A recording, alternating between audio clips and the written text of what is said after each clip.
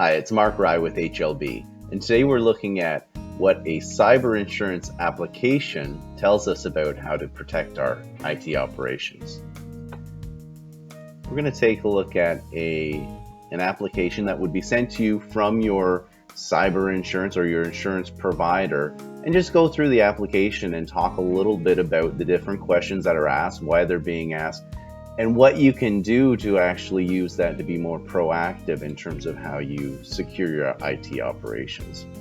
Some things that help the insurance company size the risk is going to be the number of employees in the company, the revenues of the company. Those are obviously of interest, and we'll come back to those in a few minutes as we get deeper down into the application. One of the common things asked in an application is around multi-factor authentication.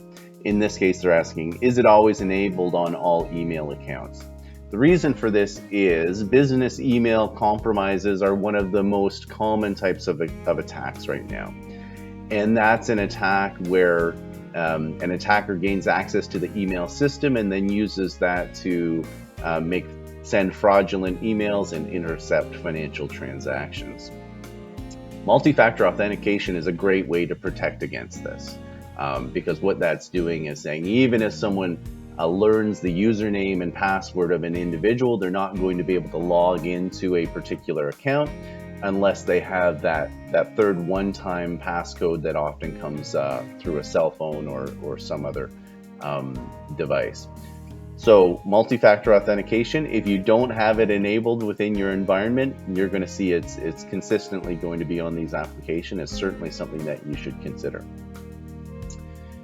Questions about the backups are common on on an insurance application as well. So do we have an offline backup of all critical data in this case? So that stems from a ransomware attack or something similar where the data is essentially being held hostage now. So the question of your ability to say, okay, the live data is held hostage, but we have another copy of that data and we don't need to pay a ransom, that comes into assessing the risk of the organization in terms of providing insurance, and really speaks to your capability to be able to ride out certain types of cyber attacks by having that sound backup in place. Commonly, something that's asked is a history of cyber attacks.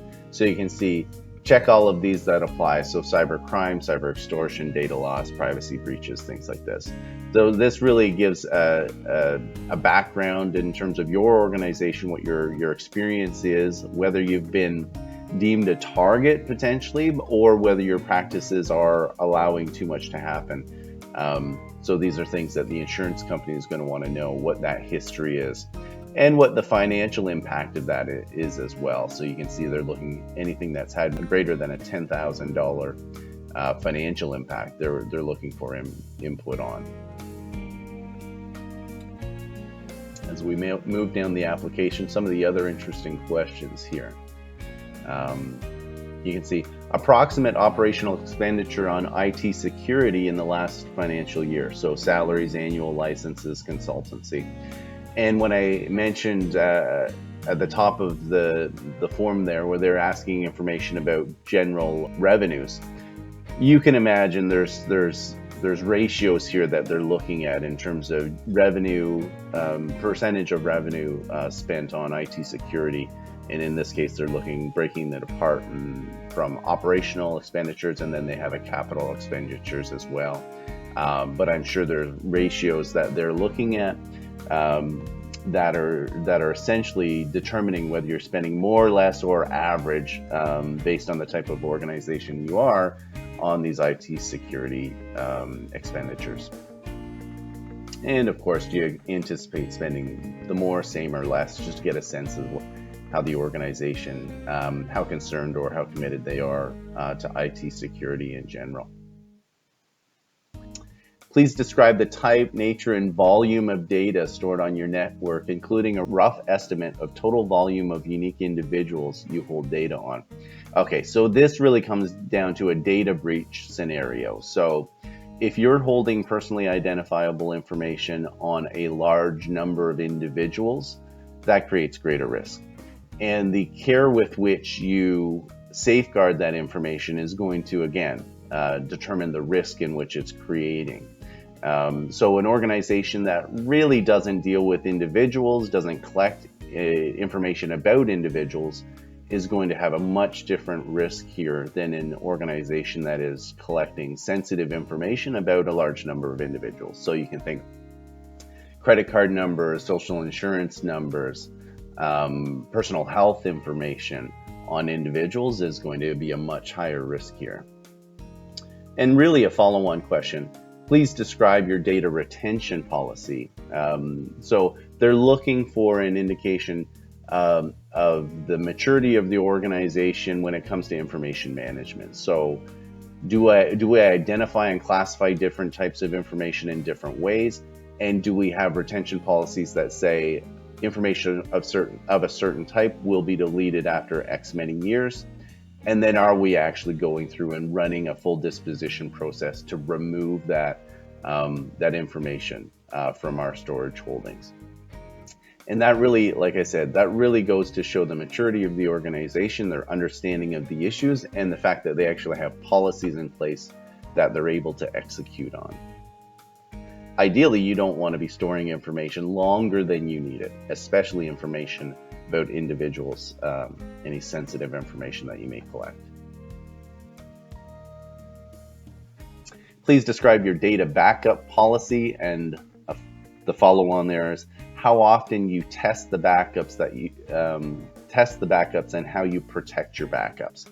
So I think the test the backup is one we see quite often on these cyber insurance applications. So it's one thing to say that you have a backup in place, but they're really looking for multiple times a year for some sort of fire drill test to be taking place so that you're confident that that backup is fully operational. That's the information that they're looking for here. And how you protect your backups, of course, there's going to be sensitive information in the backups themselves, so having encryption and protection, security protections on the backup are important. Do you comply with any internationally recognized standards for information governance?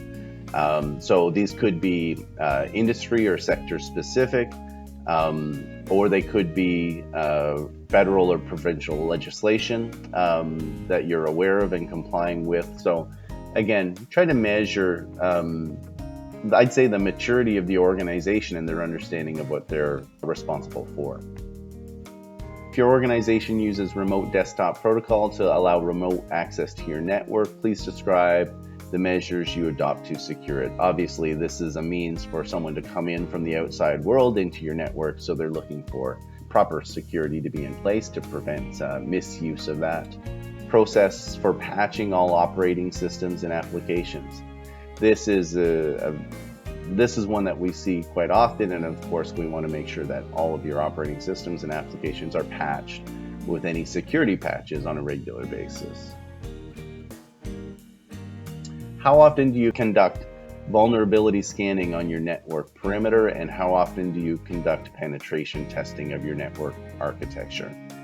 This is one that we're seeing consistently, and really an annual vulnerability scan and penetration test is reasonable. Some organizations, depending on the type of information that you're storing and the type of work you're in, may choose to do it more often than that. But if you're not doing this annually, this is going to be a red flag for sure on the application. Employee awareness training, I kind of bring that up. Often it's called out on its own because the source of many of the breaches or attacks that we see in the industry are certainly driven by the employee being tricked into clicking on something or opening something that they shouldn't have. So certainly that one should be called out, and special attention should be made to that when you're thinking about your own internal security program and things that you can do. The last thing I would say is that the insurance application makes it clear that any false information provided will render the underlying policy that may be issued as null and void. So we really want to make sure that we understand the questions that are being asked putting forth the most accurate information we can. And then over time, trying to improve and check more of the boxes as we go along. With all of the information that insurance companies have at their fingertips, what they're really looking to do here is assess the risk of any potential organization in terms of providing them insurance coverage. So we can really use the information in this application as a benchmark in terms of how we can get better, how we can improve the security of the network operations. This is something that HLB has a lot of experience with. If you'd like to learn more about cybersecurity and how you can improve the security of your operations, feel free to give us a call. We'd be glad to chat. Thanks.